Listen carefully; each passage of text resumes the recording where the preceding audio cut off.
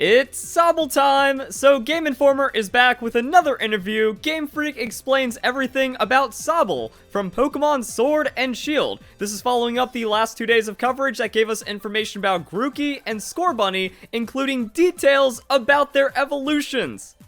If you have not seen those videos, I recommend you check them out in the description down below. Also, while you're on this video, leave a like, share with your friends, comment down below, give your thoughts as to what is going on. Now, with the Sobble video, this one is the longest yet, at 3.5 minutes.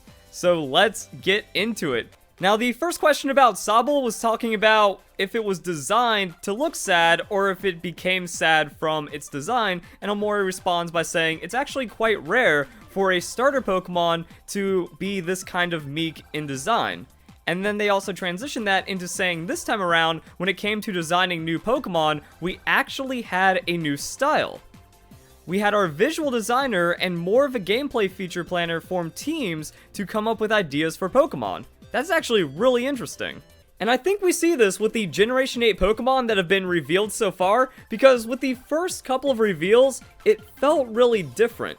But that didn't necessarily mean bad. Now, there's some designs I'm not really a big fan of, such as Duraludon, Roly-Poly, Yamper, and Dreadnought. I'm just really excited to see Yamper's evolution, though. So I'm not hating on the evolutionary line, I just think Yamper's face was a poorly executed design. Then we just have some of the coolest Pokemon ever, like Corviknight. Wooloo's adorable and awesome. I'm a big fan of Poltegeist. Sirfetch'd is a meme. Man, Galarian Ponyta is incredibly designed. And then Obstagoon is just a baller. So everything is like really good. Even the legendaries. They made a Sword Wolf and a Shield Wolf. It's the logos. You look at the logos, you're like, nah, they're not going to make a Sword and Shield Wolf. They made a Sword and Shield Wolf, and they look really good. So I think we can see that they try to do crazier designs, or whatever their new design philosophy for Generation 8, and it seems to have worked out really well. And much like with the legendaries, Galarian Ponyta, whenever I look at it, I just think, wow, they went there. So it looks like if they really want to push some kind of feel for a Pokemon in its design, they're going to go for that more than in previous generations. Like when you look at the legendaries, when you look at Corviknight, they know they wanted to just make it a complete baller. So they did. And then now we have My Little Ponyta in Pokemon, so the Generation 8 design philosophy looking to be going pretty good. Now, relating this back to Sobble, he doesn't really give a specific reason as to why it is the way that it is. So he says, with Sobble in particular, it was 2 ladies on the team that came up with the design, but I think we already had an energetic Scorbunny, a Moodmaker Grookey, but we wanted a more subdued character as well. So it looks like they're not going to let anything hold them back from a Pokemon design. If they want balance in a Pokemon design, they're going to bring it. If they think it's going to relate to the region really well, they're just going to make that Pokemon to fill out the Galar region or whatever else they're going for inside of Pokemon Sword and Shield. Which means we do get really overly sad Pokemon like Sobble, weak starters.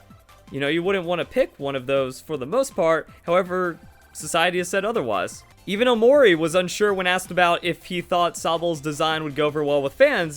Suddenly it just became a worldwide phenomenon. He said there was a factor of not knowing for sure if the design would be accepted on such a worldwide scale. He did say that in Japan, there is a culture of if something is kind of sad, it's sad in a cute way and you want to take care of it. And that's pretty much what's happened with Sobble. Everyone's like, I will take you, Sobble.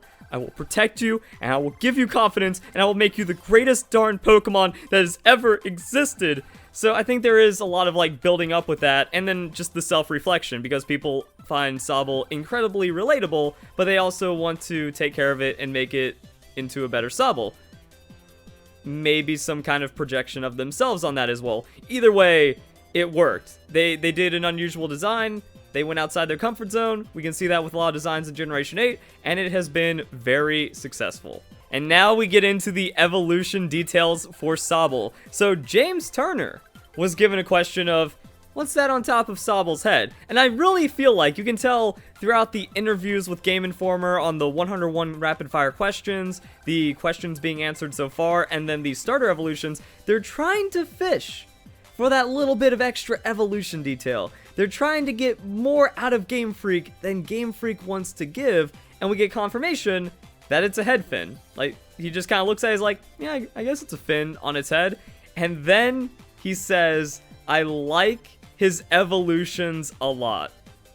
So at the very least, Sobble has cool evolutions, and that really felt like what was going to happen, especially after Generation 6. You look at Generation 6, you have Froakie, a weird bubble frog, and then it turns into Greninja. On the flip side, we have Chespin, probably the best looking starter, and then it turns into Chestnut, which is completely undesirable.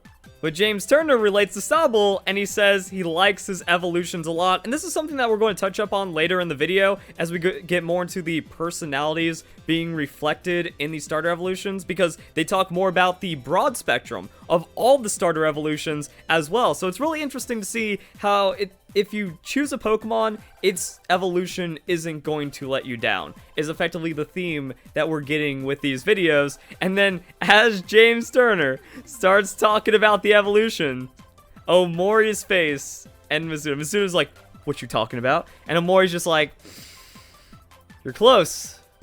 Don't say no more. And then James Turner is asked, can you say more about Sobble's evolution? His response, no comment. About expected. And then we transition into the greater details of just all of these starter evolutions in general. The question is, how connected are these starters to Galar? And Omori responds with, that's a difficult question. It doesn't seem like it should be unless there's something really significant about it, but since they're not giving away any starter evolution details, they can't really say anything. And then Omori says, it's a little hard to explain. So if they explain the relationship of the starters to the Galar region, then it's actually going to spoil the evolutions. And as he's saying that, James Turner's face, like that is his face is stuck like that, and he just kind of like nods in agreement. Like he knows what's going on. He's just like, yeah, that is how it is, isn't it? It is hard to explain, but the evolutions are significant. Or maybe he's having an epiphany, like he didn't realize this, he just kind of looked at the starters for the starters, and then as Omori is saying this, is like, wait a second, it does all come together. And then they go into even more detail.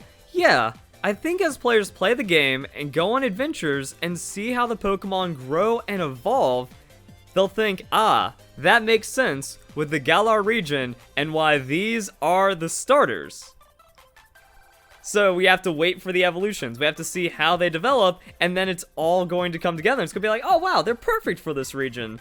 So kind of keep formulating that ambiguous design of your favorite starter, and then how it's going to evolve into the Galar region, but also keep its personality, but also have really enjoyable designs.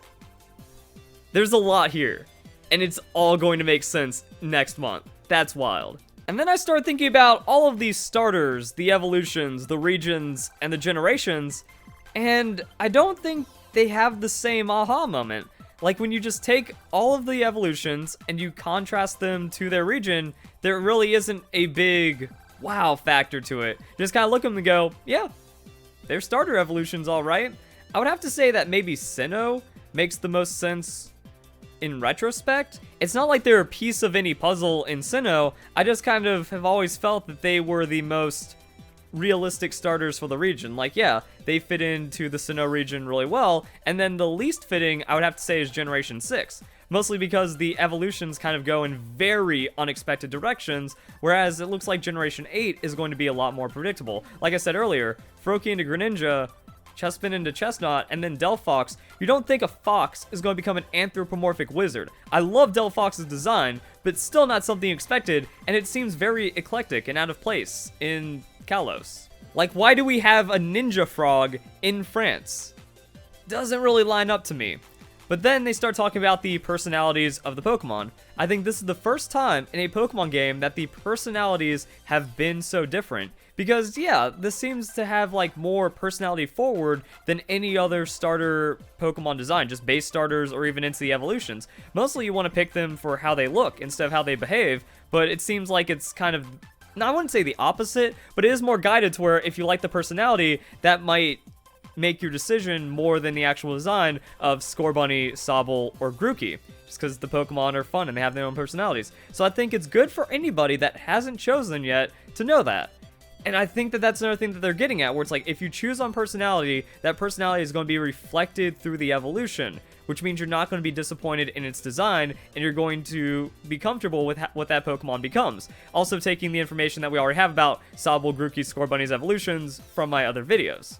And then to end the video, Junichi Masuda says that Scorbunny has a cute tail, and then he says they all have a cute tail, and then they turn their butts to the camera and say, which tail would you choose?